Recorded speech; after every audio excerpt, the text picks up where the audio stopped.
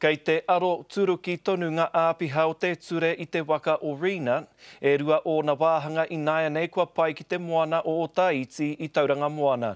Ka tahi anō tētahi hui pāho ka mutu, kia whakarunga ke tātou i naia nei ki ngā whakamārama o te wā.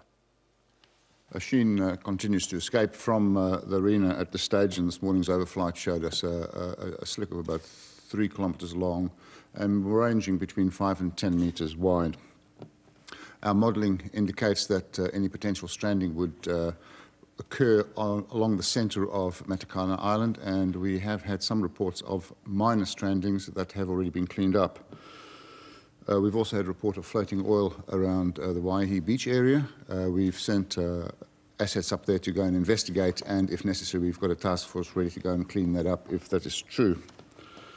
In addition, we also remain ready to respond to any reports of oil along the beaches between the Mount and Papamoa and further east.